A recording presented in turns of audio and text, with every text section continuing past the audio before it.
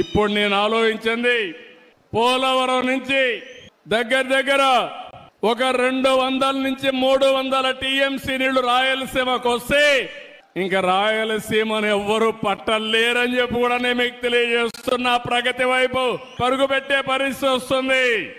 అందుకే పోలవరాన్ని మళ్ళీ పట్టాలెక్కిచ్చాం.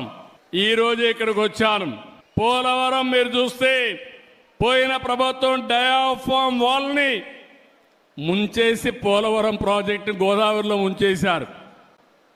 ఈ రోజే మళ్ళీ కేంద్ర సహకారంతో 12,200 కోట్ల రూపాయలు ఫేజ్ 1 కింద డబ్బులు ఇస్తే డయాఫామ్ వాల్ కూడా ప్రారంభిస్తున్నాం.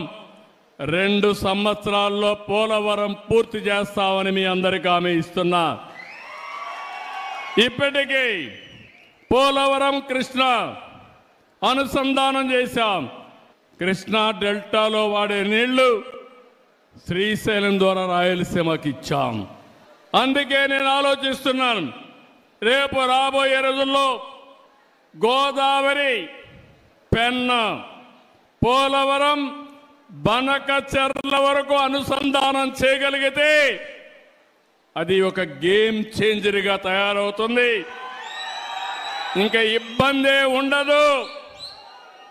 రాయలసీమ రైతాంగం మీసం తిప్పి బతికే రోజు వస్తుందని చెప్పి కూడా నేను మీకు తెలియజేస్తున్నా. ఎందుకు ఈ మాట మాట్లాడుతున్నానంటే డబ్బులు అవుతాయి. దగ్గర 80,000 కోట్లు కావాలి. పోలవరం అయిపోతుంది.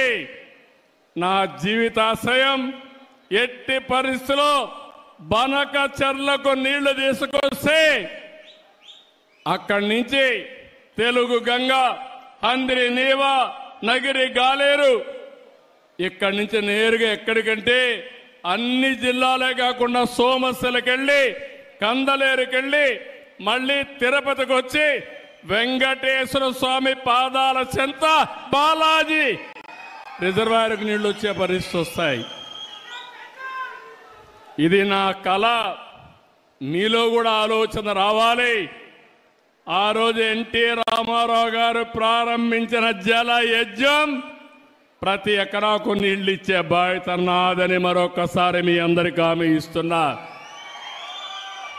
ఎట్లొస్తాయని కూడా మీరు ఆలోచిస్తే పోలవరం నుంచి కృష్ణాకు వచ్చిన తర్వాత Nagar Sagar right main canal దగ్గర ఆ నీళ్లు తీసుకొచ్చి అక్కడ ఒక రిజర్వాయర్ కట్టి అక్కడి నుంచి ఇంకా ముందుకు తీసుకుపోతే ఏదైతే వెలుగొండ ప్రాజెక్టు ఉందో అక్కడ కూడా నీళ్లు ఇచ్చి అక్కడి నుంచి నల్లమలై ఫారెస్ట్ కట్ చేస్తే లోపల ఒక టన్నల్ వేస్తే నేరుగా బనకచెర్లకు నీళ్లు వస్తాయి. ఎవరు ఊహ రాలేదు. కానీ నేను అనునిత్యం ఆలోచిస్తున్నా, రాయలసీమ రుణం ఎట తీర్చుకోవాలి. నేను కూడా పుట్టింది రాయలసీమలో, పుట్టా రాయలసీమ బిడ్డ. ఈ రుణం తీర్చుకోవాలనుకున్నప్పుడు రాష్ట్రాన్ని అభివృద్ధి చేస్తాం. కరువు జిల్లాలైన రాయలసీమని అభివృద్ధి చేసే బాధ్యత తీసుకుంటానని చెప్పి కూడా నేను మీకు తెలియజేస్తున్నా.